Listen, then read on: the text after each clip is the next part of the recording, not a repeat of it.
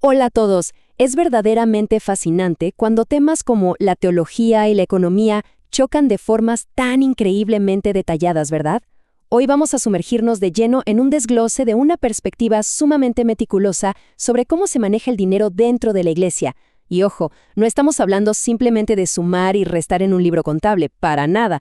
Vamos a explorar un marco teológico completo, estructurado de pies a cabeza, con códigos súper específicos sobre el propósito real de cada recurso. A ver, pensemos en esto por un segundo. ¿Qué es lo que verdaderamente rige la economía en el ámbito de la fe? La premisa de este análisis plantea un escenario bastante intrigante. Nos dice desde el inicio que la administración financiera no es un simple tema de presupuestos aburridos, sino que es un conflicto espiritual en toda regla. Básicamente, la idea es que existen sistemas invisibles compitiendo activamente por el control y el destino final del dinero.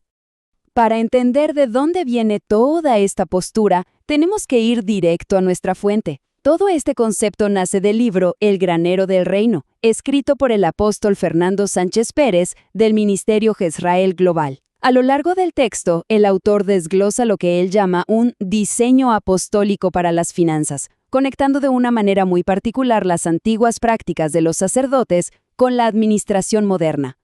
Bueno, para este recorrido vamos a seguir una hoja de ruta muy clara. Analizaremos 5 puntos. Primero, Mamón versus Melquisedec. Segundo, el templo apostólico. Tercero, las 3 dimensiones. Cuarto, el diezmo social. Y quinto, el legado generacional. Entramos a la sección 1, Mamón versus Melquisedec, las economías espirituales. Aquí es donde la narrativa se pone súper interesante. El autor plantea un choque de titanes, por así decirlo, entre 2 filosofías gigantescas, y define a Mamón con una precisión asombrosa. Nos aclara que no es solo el billete físico que llevamos en la cartera, no. Se describe como todo un sistema espiritual invisible, casi como una deidad, que domina la economía secular usando una herramienta muy específica, el miedo. Es un sistema que empuja a la gente a acumular compulsivamente, simplemente por terror a quedarse sin nada en el futuro. Y este gráfico lo ilustra a la perfección. Es literalmente como ver las 2 caras de una moneda.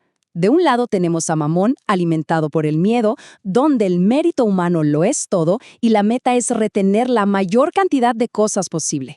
Pero del otro lado, el autor nos presenta el sistema de Melquisedec, que es el que rige la economía del reino de Dios. Este sistema es radicalmente opuesto.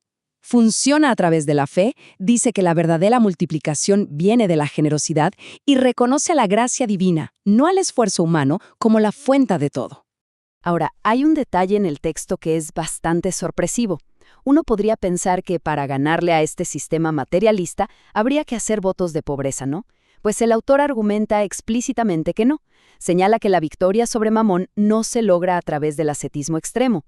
De hecho, el libro hace hincapié en que Jesús mismo no era pobre y que tenía un equipo real manejando sus finanzas. Es un argumento fascinante porque no sataniza el dinero, sino que busca ponerlo bajo el gobierno espiritual correcto.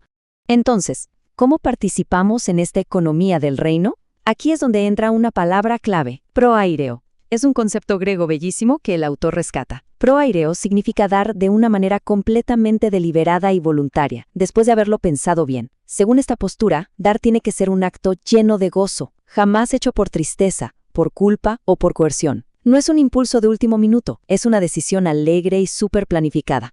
Pasemos a la sección 2, el templo apostólico contemporáneo. Claro, toda esta inmensa teología necesita una estructura física muy bien armada para funcionar en el mundo real, y el diseño apostólico que propone el libro exige transparencia absoluta, sin excusas. Tomando como base el modelo del libro de los Hechos, se insiste en una separación drástica. Las personas encargadas del ministerio espiritual no deben tocar el flujo de caja diario. Esa responsabilidad recae en los diáconos. Y no cualquier diácono, sino personas con una tremenda habilidad para los negocios, pero que además tengan un testimonio intachable y dirección espiritual. Literalmente, la rendición de cuentas es el pilar de todo esto. Llegamos a la sección 3, las 3 dimensiones financieras. Y aquí vemos cómo se corta el pastel en la práctica. Literalmente, todo el presupuesto de la iglesia, el granero, se divide en 3 rebanadas proporcionales. Lo interesante es que, para el autor, estas tres dimensiones reflejan a la Trinidad misma. Tenemos la dimensión de honra, para sostener a los ministros, la dimensión de expansión, que es puro evangelismo y misiones, y la dimensión de justicia, enfocada en la benevolencia social.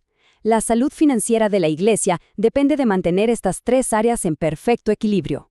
Si hacemos un acercamiento a esa primera rebanada, la dimensión de honra, el libro rescata una metáfora agrícola muy conocida, la regla del buey que trilla. El autor usa esta imagen para hablar de los líderes espirituales. El argumento es contundente. Quien dedica su vida y energía al trabajo del ministerio tiene el derecho absoluto de operar sin bozal, es decir, deben recibir un salario justo y beneficios completos que les permitan vivir con total dignidad.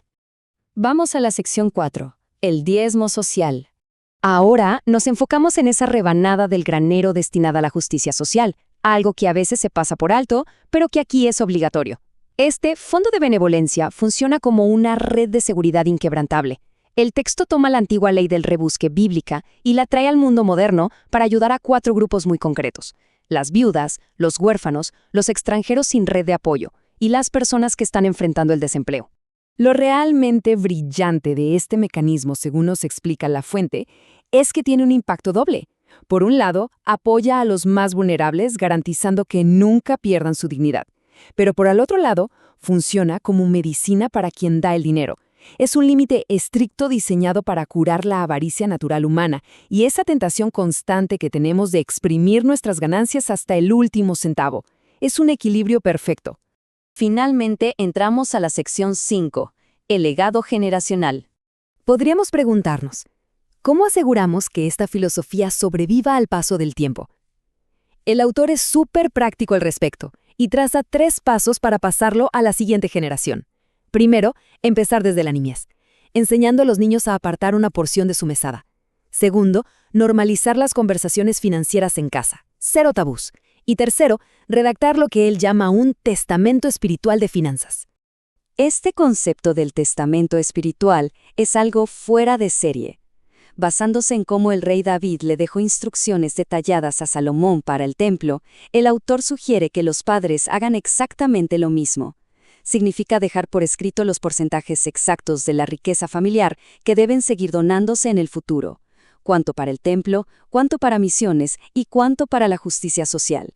Es literalmente dejar asegurado un legado perpetuo. Para cerrar todo este recorrido, nos topamos con una pregunta inmensa. Cuando ponemos frente a estas 2 economías que están en guerra y analizamos este nivel de planificación que cruza generaciones enteras, es inevitable reflexionar. ¿Qué legado a largo plazo está construyendo el sistema económico que guía nuestras propias decisiones diarias? Es una perspectiva que, sin duda alguna, nos invita a replantearnos cuál es el propósito final de todo lo que administramos.